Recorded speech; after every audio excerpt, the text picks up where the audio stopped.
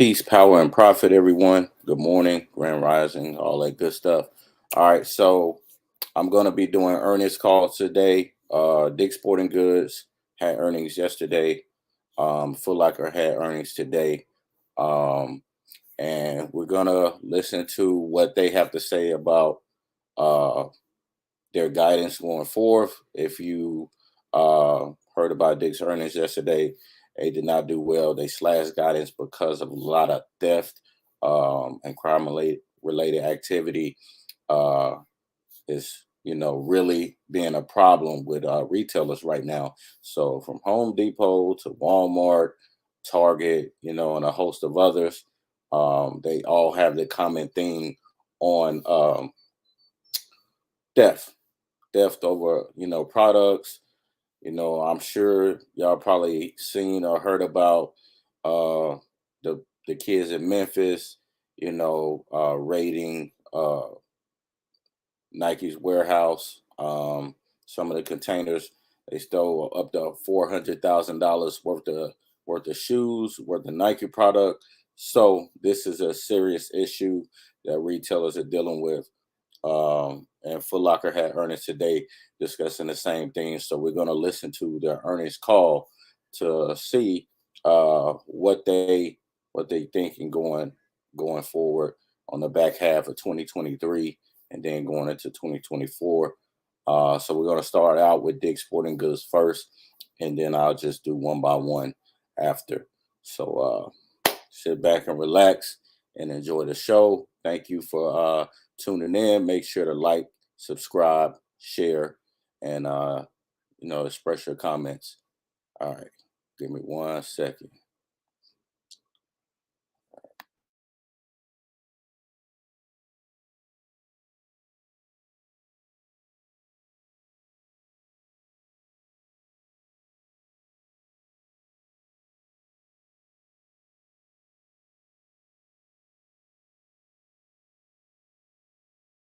Good morning. My name is Krista, and I will be your conference operator today.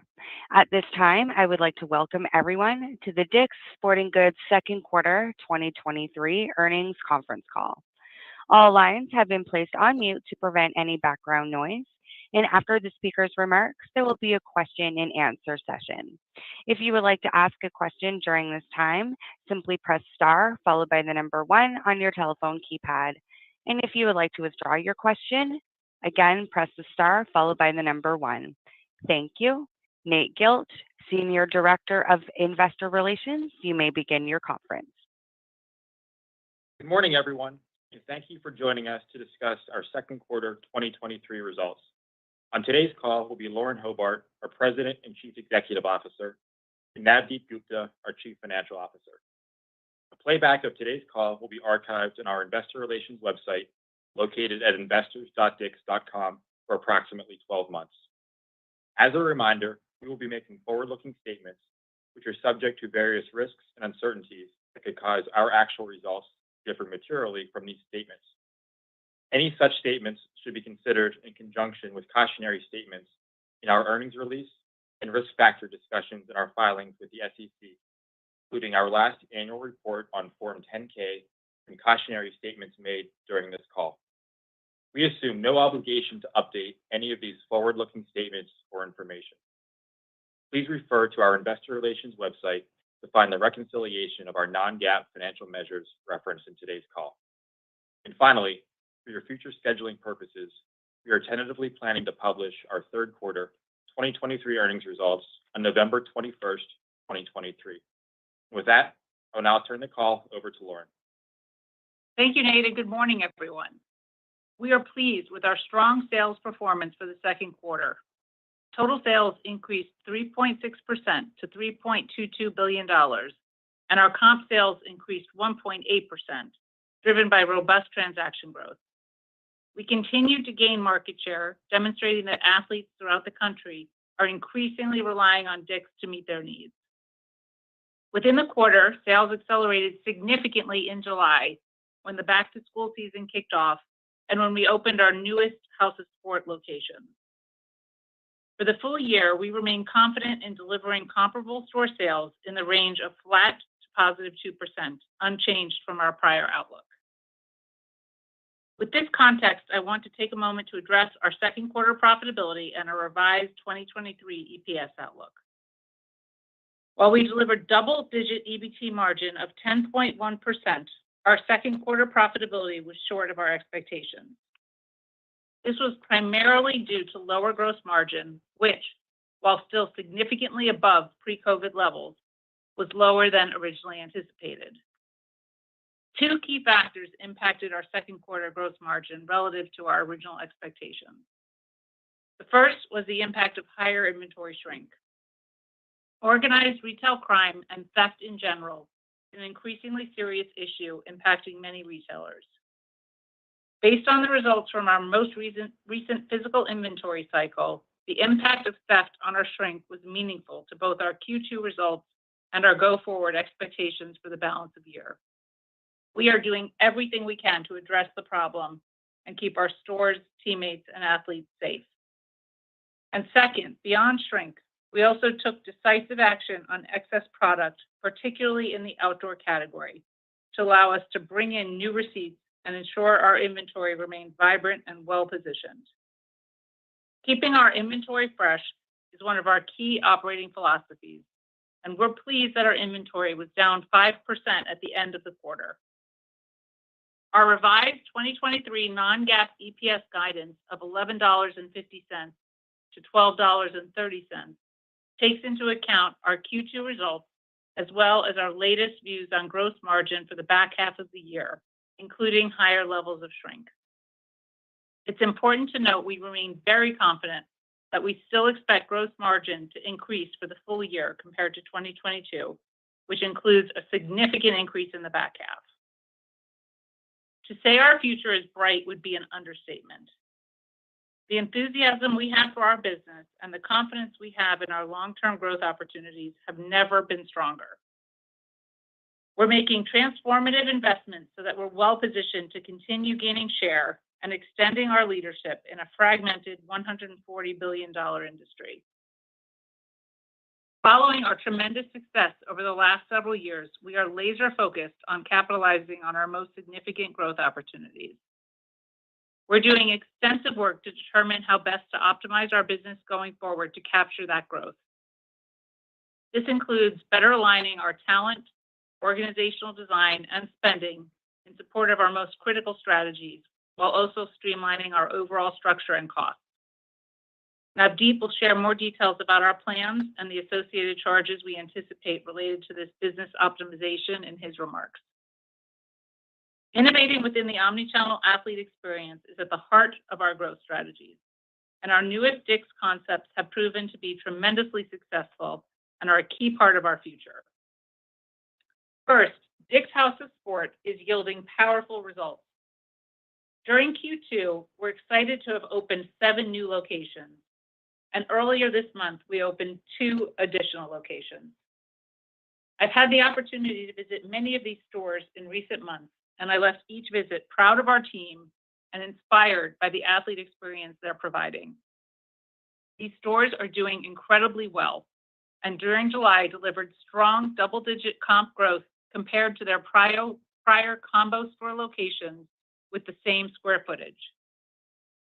With 12 total House of Sport stores now open and plans to open another 10 locations throughout 2024, we continue to expect that by 2027, we will have between 75 to 100 across the country. In addition to House of Sport, we're excited to continue rolling out our next generation DICK'S store, which completely revolutionizes our most typical 50,000 square foot format. This store is inspired by our House of Sport concept, with a similar elevated assortment and service model, premium experiences, and enhanced visual expressions. Building on the success of our first opening, we've now opened 2 additional locations, and overall sales have been exceptionally strong. This concept is driving great results, and we're excited to open another 8 locations by the end of 2023. The 1-2 punch of House of Sport and our new 50,000 square foot prototype is the future of our DICK'S stores. We're also extremely enthusiastic about our long-term opportunity in golf, both at Dick's and Golf Galaxy. We're excited to open 7 new Golf Galaxy Performance Centers this year. Beyond this year, we will continue growing our Golf Galaxy footprint with approximately 10 new locations planned for 2024. In combination with our stores, our digital experience remains an integral part of our success, and we continue to invest in technology to strengthen our athletes' omnichannel experience. This past quarter, we were excited to extend our omnichannel fulfillment model and now offer our integrated white label same-day delivery service on the Dick's app and on Dicks.com. We also continue to innovate and invest in our rapidly growing and profitable Game Changer business, and we're very proud to have recently announced a multi-year partnership between Game Changer and Major League Baseball. In conjunction with the reinvention of our omnichannel experience, we continue to drive deep brand engagement. This past quarter, we launched the second iteration of our Sports Change Lives campaign. In partnership with Nike and Jordan, we're spotlighting 10 iconic athletes, including Mike Trout, Alex Morgan, and Carmelo Anthony, who share their personal stories of how sports changed their lives. In addition to the athlete stories, we captured exclusive behind-the-scenes content that is available to our Dick's and Nike Connected members on the Dick's app. We've seen extremely positive athlete sentiment, and to date, this work has achieved nearly 1.5 billion impressions in earned media. The marketing campaign has run in the summer's most relevant sports moments, including the NBA Finals, NHL Stanley Cup playoffs, and the Women's World Cup. I want to thank all of our teammates across the company for their outstanding efforts and continued commitment to Dick's Sporting Goods. We have an incredible team here across every area of our business, and they are the most important drivers of our success. Before concluding, I want to share some final thoughts on Dick's growth potential. The enthusiasm we have for our business and the confidence we have in our long-term growth opportunities has never been stronger. We're driving positive comp sales and gaining significant share. Despite moderating our 2023 EBT expectations, we will still deliver double-digit EBT margin this year, which is approximately double our 2019 rate. And based on the powerful results of our new Dick's concept, House of Sport, and our next generation 50,000 square foot prototype, the long-term growth opportunity we have ahead of us is nothing short of extraordinary. As Ed said, and I quote, "We haven't seen growth opportunities like these since we went public in the early 2000s. With that, I will turn the call over to Navdeep to share our financial results in more detail. Thank you, Lauren, and good morning, everyone. Let's begin with a brief review of our second quarter results. We are pleased to report a consolidated sales increase of 3.6% to $3.22 billion as we continue to gain market share. Comp sales increased 1.8%, driven by a 2.8% increase in transactions, partially offset by a 1% decline in average ticket. The roughly 180 basis points of non-comp sales growth this quarter was driven by sales at our warehouse locations and Moose Jaw. As Lauren said, our sales momentum built considerably in July as we saw a strong start to the back-to-school season and reopened 7 new House of Sport locations by converting previously closed combo stores. We're excited to report that these reopened stores are yielding tremendous results.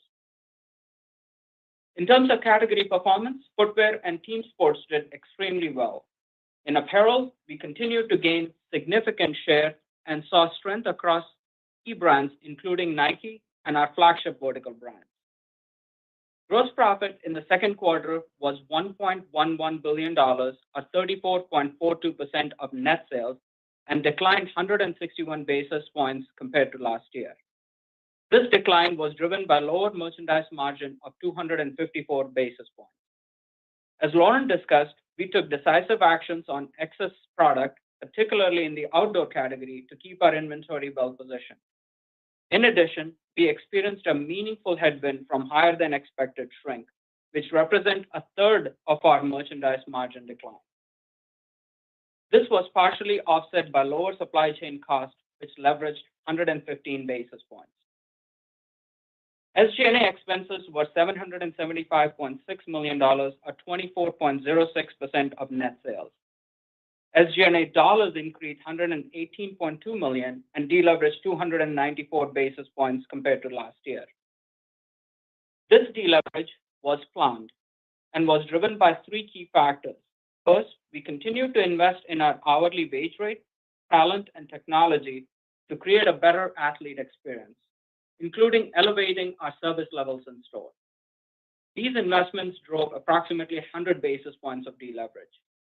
Second, we made investments in marketing to support a highly successful opening of 7 new House of Sport stores in this quarter, as well as the second major phase of our Sports Change Live brand campaign, our most impactful campaign in the history.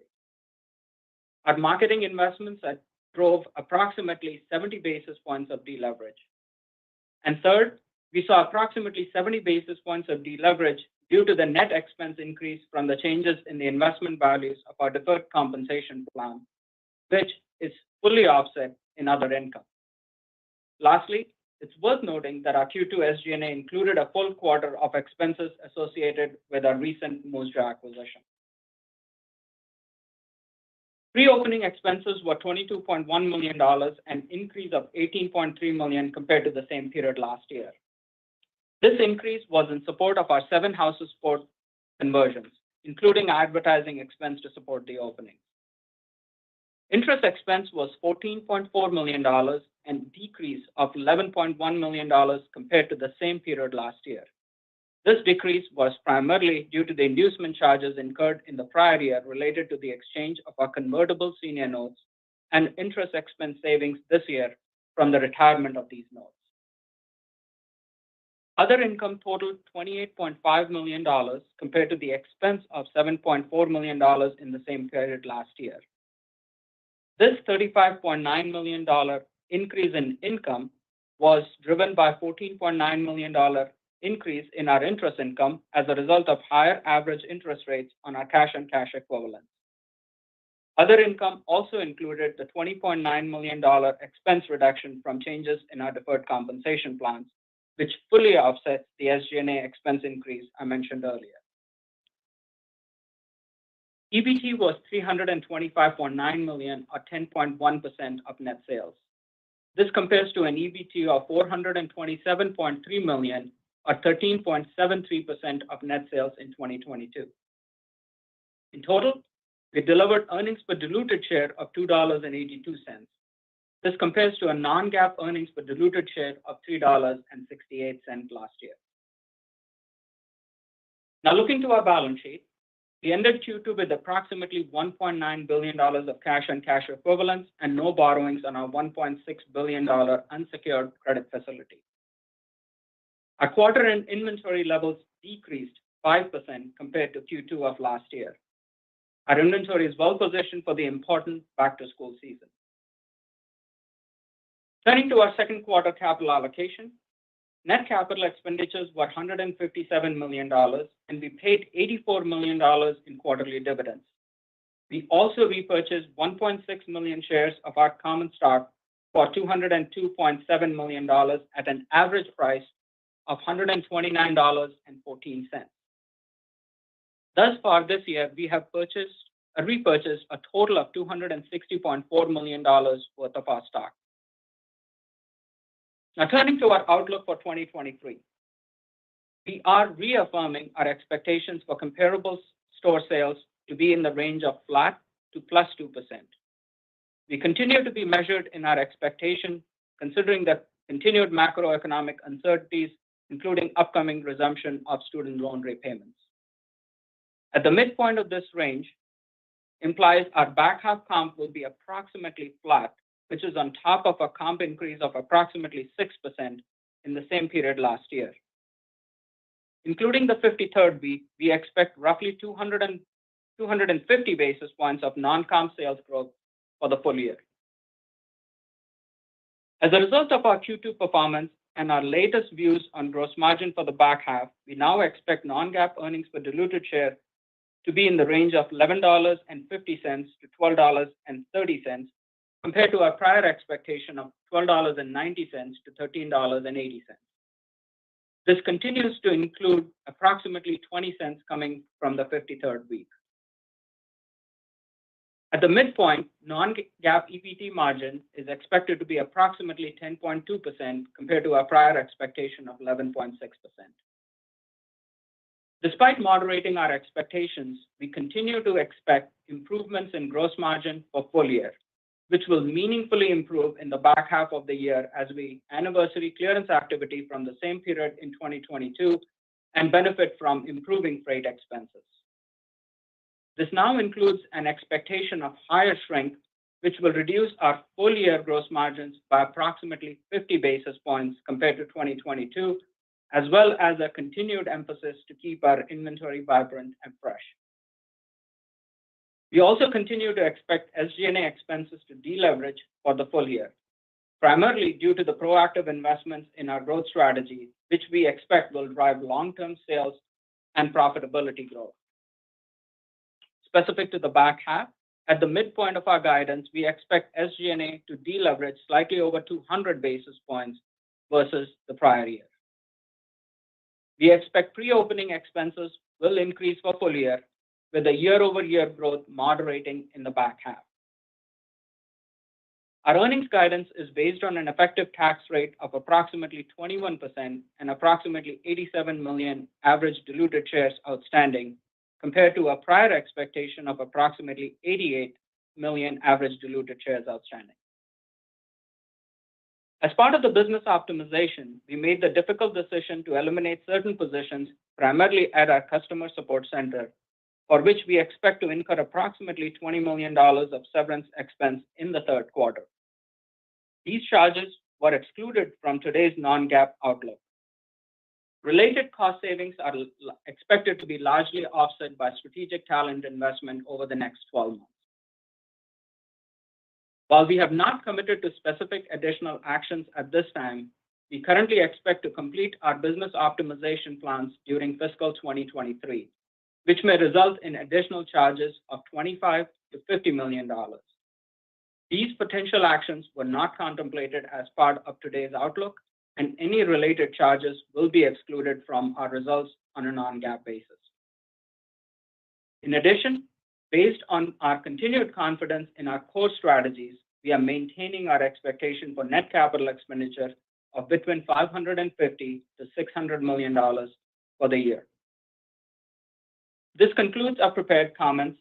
Thank you for your interest in DICK'S Sporting Goods. Operator, you may now open the line for questions. If you would like to ask a question, please press star one on your telephone keypad, and we ask that you limit yourself to one question and one follow-up. Your first question comes from the line of Simeon Gutman from Morgan Stanley. Please go ahead. Your line is open. Good morning, it's Simeon Gutman. My first question is just to clarify the gross margin or merch margin decline in the quarter was a third shrink, and then I think the remainder would be decisive actions. And if that's correct, can you quantify within the actions what percentage of it or what pressure was due to the outdoor category, and how are the remaining categories looking? Good morning, Simeon. So yes, you characterized it right. The largest driver of the decline, as I called out in my prepared commentary, was around the fact that we continue to be decisive in keeping our inventory clean. Outdoor was a perfect example of that. So I'm not willing to discuss any further details about how big the outdoor was, but the way to think about that is there is an outdoor peak that happens right around the mid part of Q2, and that was a purposeful decision that we made to keep our inventory clean and be decisive about the outdoor category. The biggest impact in terms of the surprise for Q2 primarily came from shrink. We thought we had adequately reserved for it. However, the number of incidents and the organized retail crime impact came in significantly higher than we anticipated, and that impacted our Q2 results as well. I mean, I want to add just a couple of things about the outdoor category. There was excess inventory in the marketplace, and as Navdeep said, there's a very short window in which to sell through that, and so we were aggressive. but it doesn't change our expectations on the outdoor category in general. We are very excited about reinventing the outdoor category and delivering a great consumer experience. This was a short-term issue this past quarter. Okay, and then maybe the follow-up is, last year there was some markdown activity. This year there's some, I guess, as well, is what you'd call it. So what actions, excuse me, do you take so that you prevent that, this from continually happening? How do you think about that? Because I think it's a key part of keeping the gross margin sustainably higher than pre-COVID levels. Yes. So last year is a very different situation from this year. I just want to take you back to the spring receipts came in quite late last year, and there was a ton of inventory in the marketplace, and we acknowledged at the time and then did get very heavy into our clearance activity. We dropped 600 basis points in margin at the end of last year. Importantly, this year, we are acting the way we would to keep our inventory fresh and clean. We're being surgical and aggressive, and we do expect gross margin at a full year basis to increase over last year and to sequentially improve as we go through the back half of the year. So it's really important to understand this is not a return to a promotional environment in any way, shape, or form. This is us being surgical and keeping our inventory fresh, and we expect to grow gross margin in the back half and for the full year. Thank you. Yep. Your next question comes from the line of Adrienne Yih from Barclays. Please go ahead. Your line is open. Good morning. Thank you very much for taking my question. Lauren, wanting to stay on the House of Sport concept and the new prototype.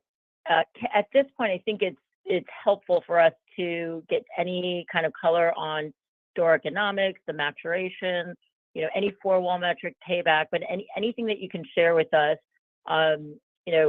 more quantitatively in addition to any qualitative comments you want to share as well. And then Navdeep, kind of sticking on the gross margin composition, understandably not more promotional, but this sort of implies an inventory write-down to get inventory very clean and fresh. How should we think about shrink? Do you do it once a year? Do you do it twice a year? And then are we going to accrue that for the next 3 quarters and then get a nice positive, reversal of that in the fourth quarter of next year? Thank you so much. Thanks, Adrienne. Starting with your first question on House of Sport, as we mentioned in our prepared remarks, July picked up significantly in the quarter, and that was because of back to school starting off really strong, but also importantly, we had 7 Houses of Sport that we opened, and they are doing incredibly well. It's easy now to compare them on the same square footage basis versus our combo stores because these were largely relocations of remodels of combo stores. And we are seeing significant growth. We are very, very bullish on this concept. Similarly, with the 50K, the Dick's, classic 50K redesign, it's inspired by House of Sport, and it's doing very, very well. So I will turn it over to Navdeep to talk about margin, but I do want to emphasize that we have an incredible growth opportunity ahead of us with these 2 concepts. We feel so optimistic about them. And now we've got 2 more that we opened this quarter. So there's 12 open in total. We can confidently say that they are doing incredibly well. Yeah, Adrienne, maybe I'll add one more sentence to what Lauren said because she summed it up really well. I would say that the response that we are seeing to the House of Sport opening, not just from the athlete, but our brand partners as well as mall owners, is exceptionally positive. So we are really excited about the changes that we are bringing to the mall as well as the assortment that we are bringing to our athletes. In terms of answering your question around the physical inventory count, so we conduct our physical inventory once a year. We do that right ahead of the back to school season, and that's when the elevated levels of shrink. We actually quantified the impact of that, and we booked that in our Q2 results. And like I said in my prepared remarks, we are assuming that this is a trend that is going to remain with us for a longer time. So, we have baked in an elevated level of shrink expectations for the back half of this year that further pressured our outlook that we gave for 2023. we'll have to wait and see when does this reverse. But right now, we wanted to be conservative and we wanted to be prudent about the potential risk that may still be out there. Great. Thank you very much. Best of luck. Thank you. Your next question comes from the line of Robbie Ohmes from Bank of America. Please go ahead. Your line is open. Oh, hey, I'll save my deeper questions on the EBIT margin decline outlook for maybe the follow-up call we're going to have, but maybe get a little more color on what happened during the quarter. Has back to school, gone as well as you expected? Maybe more commentary on what categories worked and didn't work. There was a ticket decline in the second quarter. Was that trade down? Was that mix? Maybe just sort of walk us through the different things that happened. Yep. Thanks, Robbie. So starting with our total comp, we had a 1.8% comp and a 3.6% total sales. It's really important to note that our consumer is doing very, very well. And I would point to a number of different proof points on that. First of all, we saw growth across every single income demographic, which I know is different from what you're hearing from other companies. From our lowest income consumer to our higher income demographics, we saw growth across each one. We did not see a trade down from best to better or better to good product. We saw transactions grow 2.8%. So while there was some decline in average ticket, overall, we had more athletes join our database, come into our fold, and they came more often and they spent more in total. So it is really clear and important to note that our consumer is doing very well. And I think what we used to consider as a discretionary category has become something that's very important to them and something they're voting with their wallet that they want to maintain: a healthy, active lifestyle, team sports, running, walking, all of these things. So overall, really, really terrific consumer for the quarter and for many quarters now. Yeah, Robbie, maybe I'll build on that. In terms of what we are seeing in the month of July, we couldn't be more excited about the results and the momentum that we are seeing at the tail end of our quarter, especially in the month of July. Two big reasons for that. You called out very early back to school season that started out in the tail of Q2. We are very excited about the start of the season. Still plenty of season to go ahead of us. The second aspect is we opened our 7 House of Sport locations in Q2 and actually in the month of July. And the results and the momentum that we are seeing coming out of those locations, as well as the 2 next generation 50K stores that we opened, we now have 3 of them. The collective momentum that we are seeing from the investment that we have made, how well the assortment is resonating and how well the service is resonating, we couldn't be more excited about. And that's what you saw us reiterating our guidance for full year on a comp sales basis. And just to clarify, the inventory actions taken in the second quarter, did they support, the traffic? Did they, have an impact on the ticket? I would say no. It was a small targeted portion of the actions that we took. We are happy with the fact that actually our inventory finished down 5% compared to last year. But those actions were highly targeted. And like Lauren indicated, it was primarily focused around our outdoor category. Got it. Thank you. Thank you.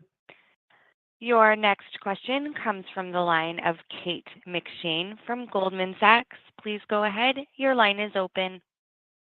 Hi, good morning. Thanks for taking our question.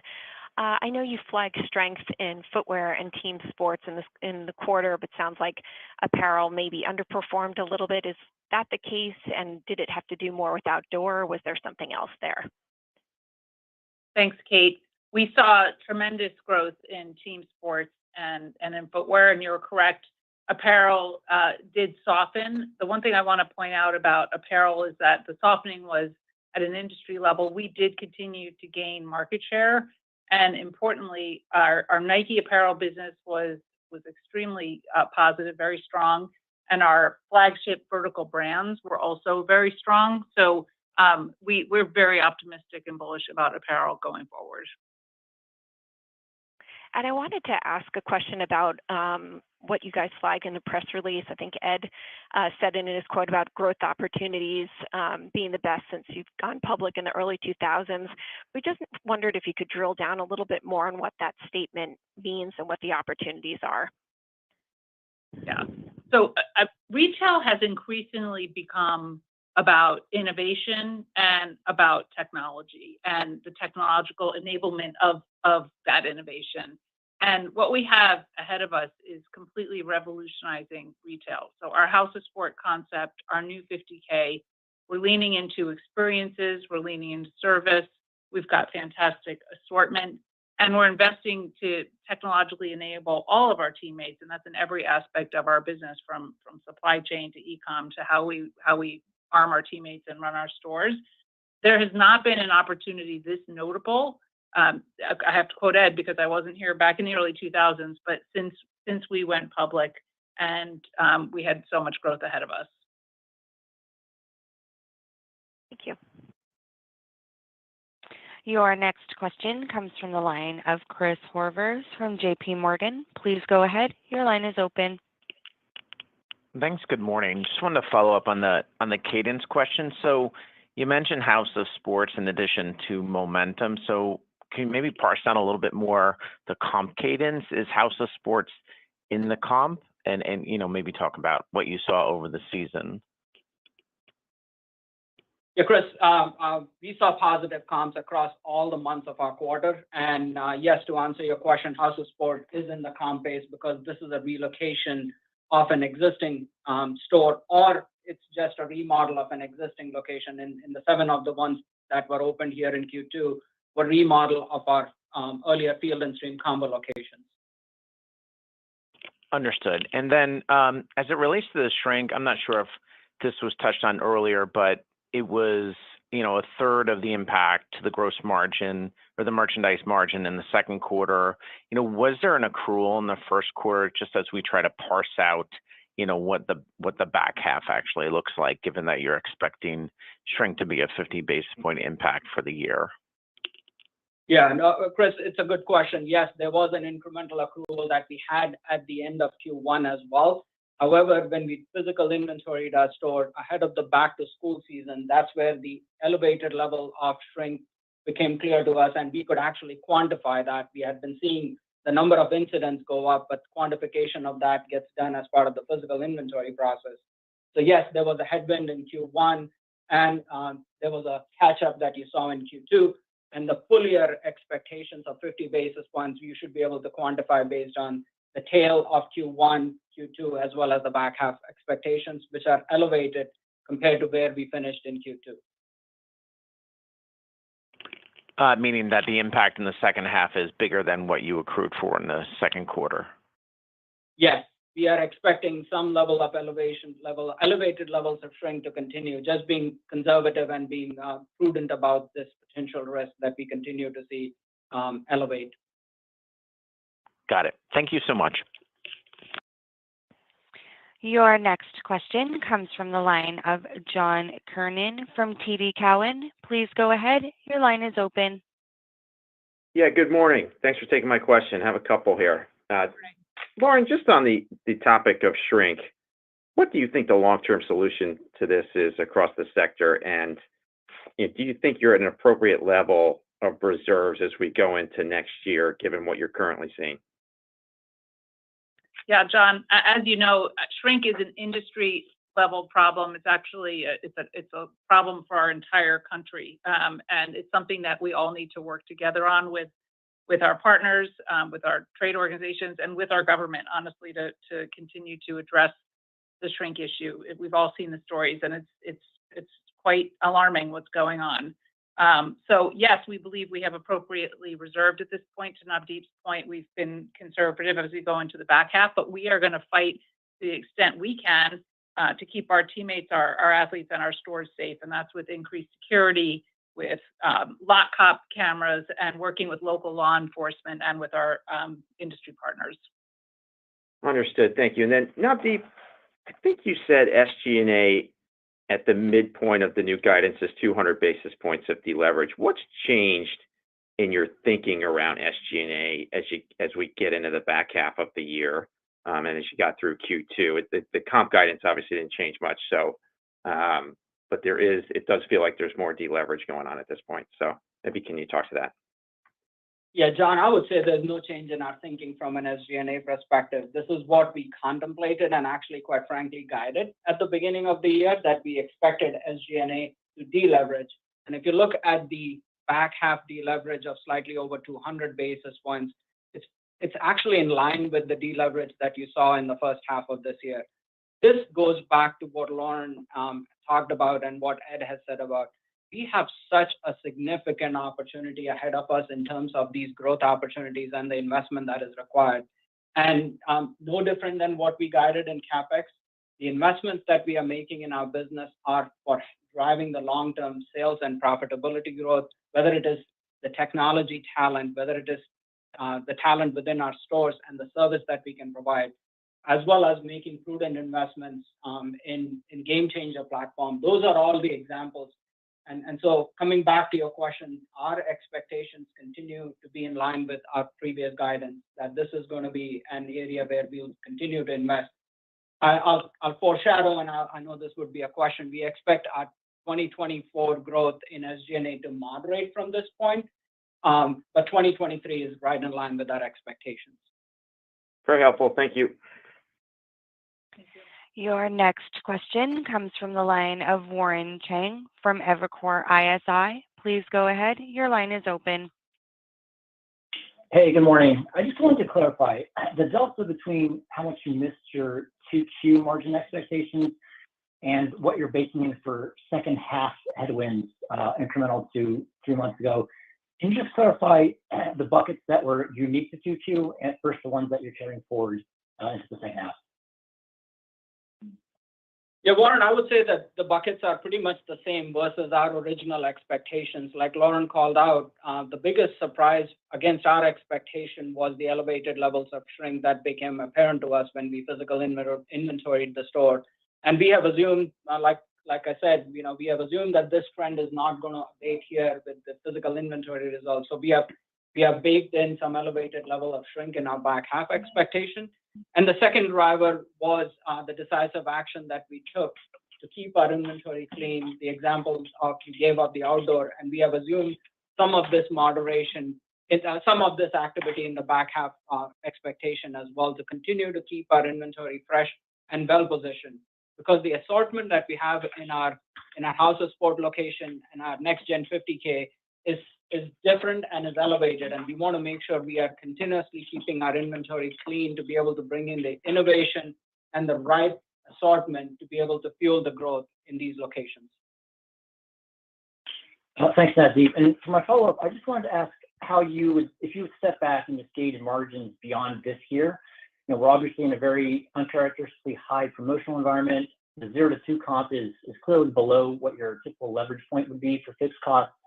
Maybe we say shrink is here to stay. But if you just kind of look at all these factors together, how much pressure are you facing on margins this year on sort of these temporary, 2023 specific pressures? And how should we think about normalized profitability of the business beyond this year? Yeah, maybe I'll begin with our confidence in the long-term rubric that we have. We could not be more excited about the long-term growth opportunities that we see from a top-line sales perspective or from the bottom-line profitability. The ingredients of our sales and profitability business absolutely remain intact. Whether it is, our ability to continue to gain share in a $140 billion fragmented industry, the work that we are doing with House of Sport and the Next Gen 50K, our recipe or the ingredients that we have called out around the margin continue to remain. Our product is extremely differentiated and very narrowly distributed, and that is what gives us the confidence that we can continue to grow our margins. Quite frankly, with the 50 basis points of headwind and shrink this year, we are guiding that on a full year basis, our total gross margin will be higher than 2022. And from a that's what, coming back to your question, that's what is giving us the confidence that we can continue to grow the top line and the bottom line in the years to come. Thanks, Navdeep. Thanks, Lauren. Good luck. Thank you. Your next question comes from the line of Michael Lasser from UBS. Please go ahead. Your line is open. Good morning. Thanks a lot for taking my question.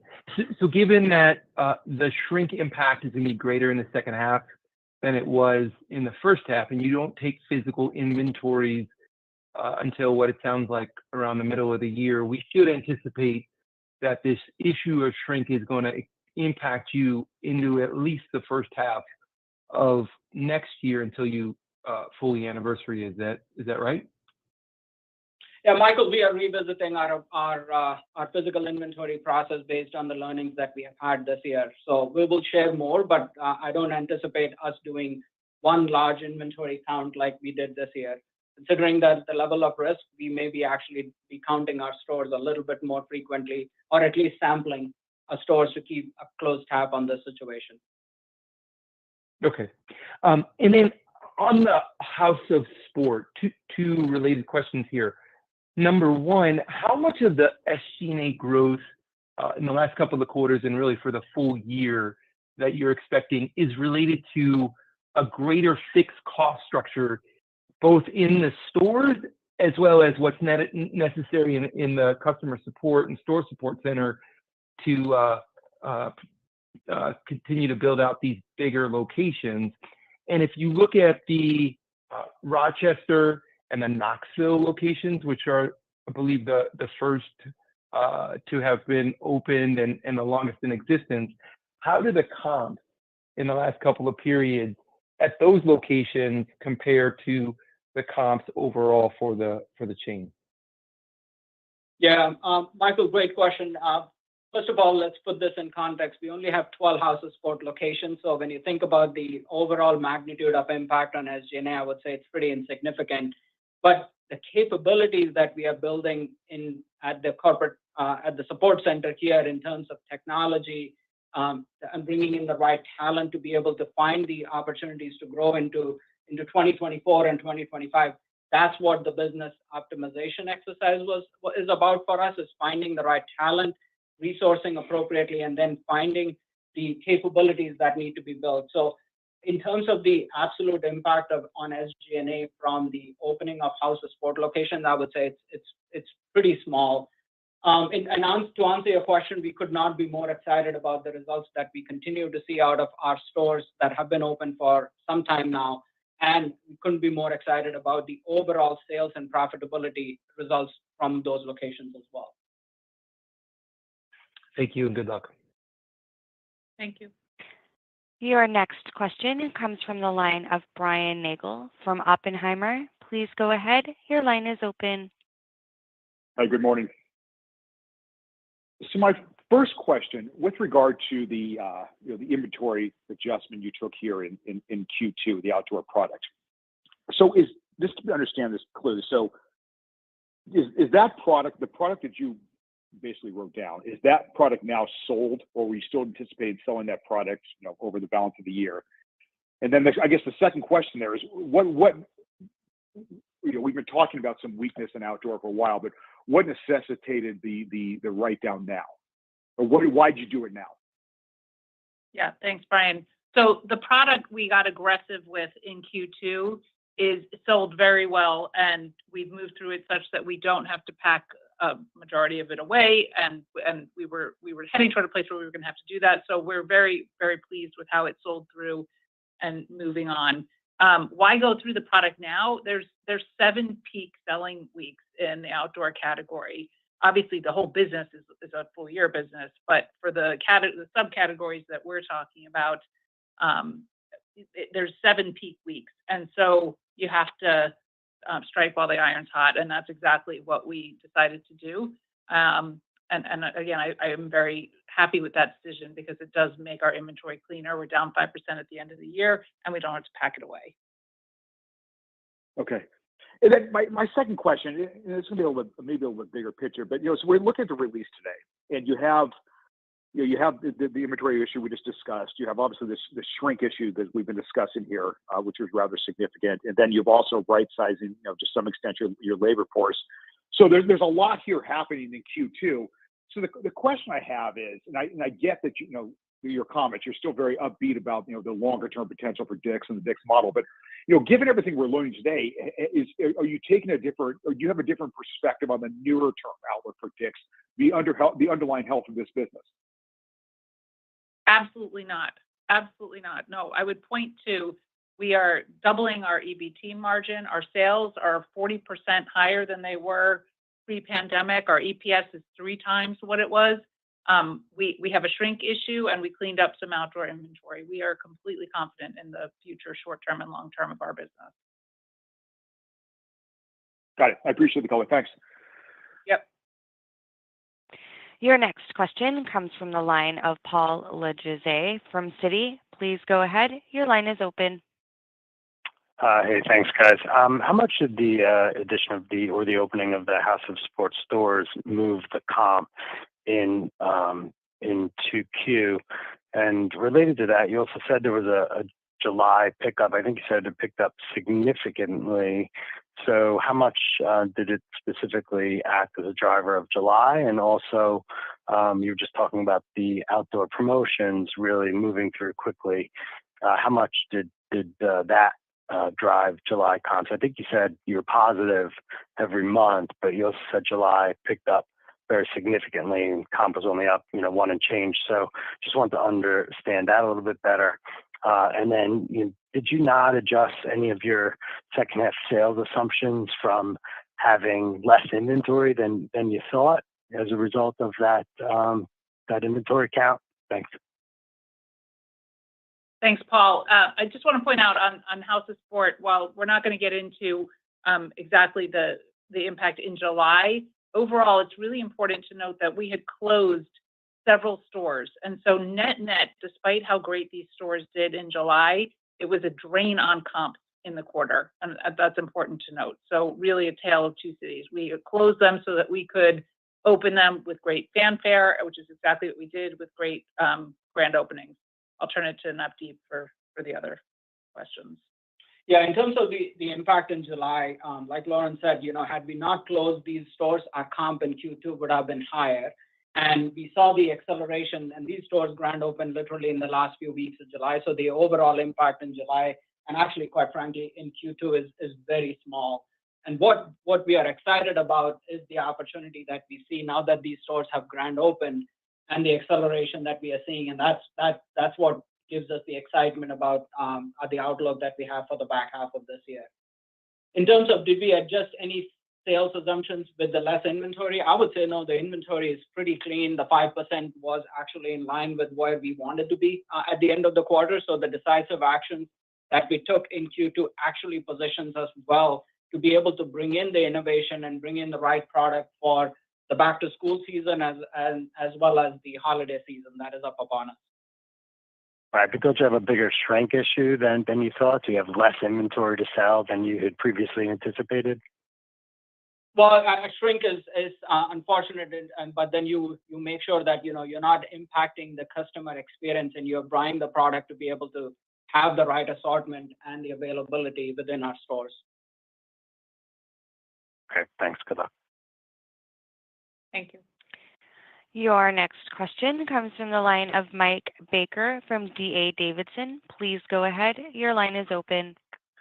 Hey, thanks. Can I try to clarify the margin change in the guidance? I think the EBT guidance is down about, I think it's 140 basis points. 50 of that is because of the higher shrink.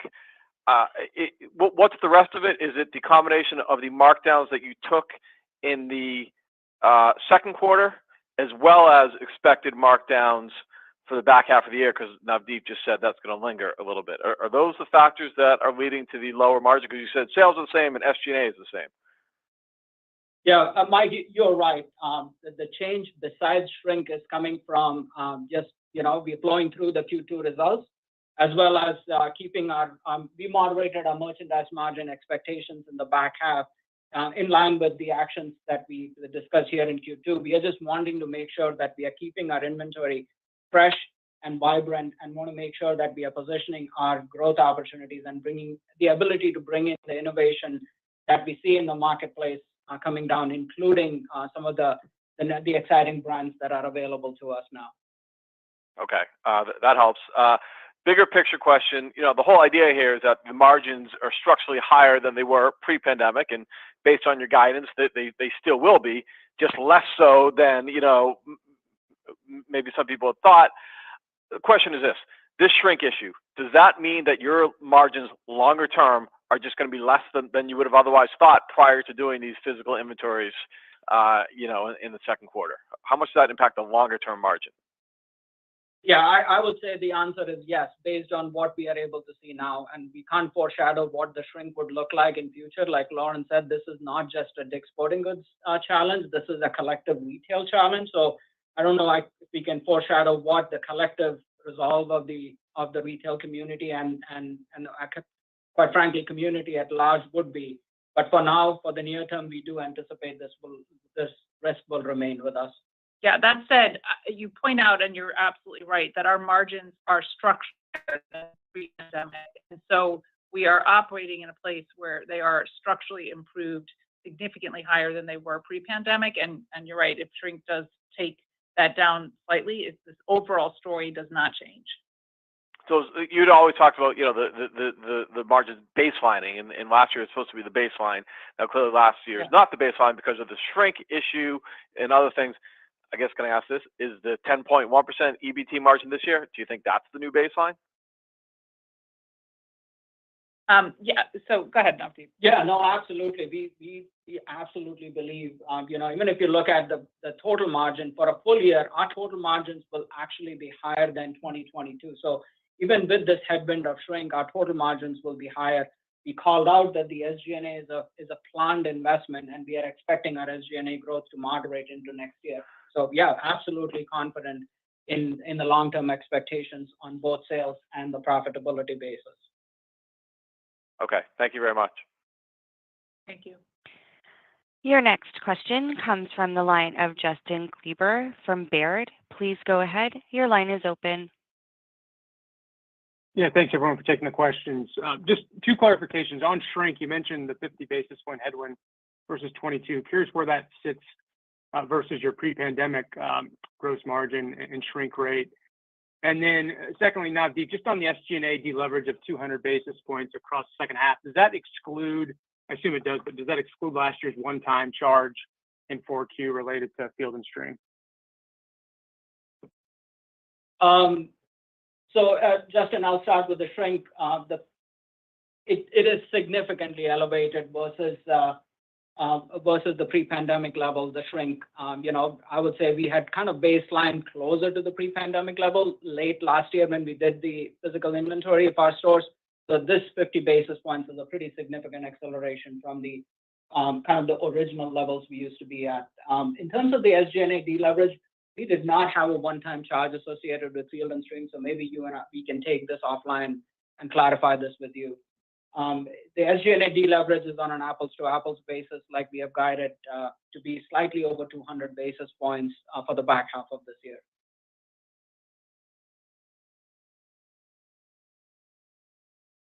Got it. Thank you. Your next question comes from the line of Joe Feldman from Telsey Advisory Group. Please go ahead. Your line is open. Yeah. Hey, guys. Thanks for taking the questions. I wanted to ask on footwear, how much of the strength that you're seeing in footwear is related to the category overall versus your assortment changes and the distribution changes you've made in your stores and possible, I guess, market share gains, I'm assuming, on your side? Yeah, the shrink in footwear is not related to the change in our, we didn't get into the guiding by category level, but No. I I was asking about the strength of the category. Oh, the strength. I'm overall. sorry, I misunderstood you. How much was related to your changes versus the industry? Just, thanks. Got it. Okay, thank you. Yes, so our growth in footwear is definitely related to the fact that the consumer is very interested in footwear, but more importantly, the fact that with our premium full-service footwear decks and our assortment changes and the access that we have to brands, we are meeting those consumer needs better than we ever have before. So it's a combination for us of assortment changes, overall experience, distribution changes, all of that. Got it. Thank you. And then just back to the inventory question again. I know you're in very clean position as you've described a few times, but does that also mean your in-stock levels are where they should be, broadly speaking? And how should we think about inventory in the second half? Like, will it end the year down a little bit year over year, or do you think it comes back to kind of level with last year? Or how should we think about the growth rate, I guess, of inventory for the back half? Thanks. Yeah, I don't know if I want to guide necessarily in terms of the inventory expectations for full year. I would say that we continue to, it'll all depend on the top line results as well. But I would say we are very happy with the results of where our inventory position currently is positioned for both the back to school season and the holiday season. And happy with the fact that we finished down 5% on a year over year basis, actually slightly higher on a per square footage basis if you look at it. Yeah, in-stock levels are quite good, and that's partly what's made us start the back-to-school season with such strength in July. Got it. Perfect. Thanks, guys. Good luck with the third quarter. Thank you. Thank you. Your final question comes from the line of Chuck Grom from Gordon Haskett. Please go ahead. Your line is open. Hey, thanks very much. Just one quick one for me. On the guide, how should we think about the phasing of comps in the back half of the year? On a one-year basis, the comparisons are relatively similar, but on a multi-year, they're much, much harder in the third quarter. And I'm trying to tie that in with your commentary about back to school in July being strong, which I presume would mean that, August is also pretty healthy. Thanks. Yeah, Chuck, I don't know if I would give any further detail than that, but I would have collective basis. If you look at our comps both in Q3 and Q4, they were pretty ratable, and we are equally as optimistic about the back to school season as we are about our holiday season. So really excited about the overall back half sales expectation. Okay, thanks.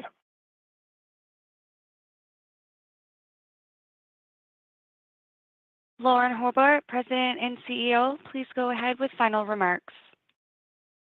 Well, thank you, everybody, for your interest in DICK'S Sporting Goods. We will look forward to seeing you all at the next quarter call. Thank you. And this concludes today's conference call. Thank you for your participation, and you may now disconnect.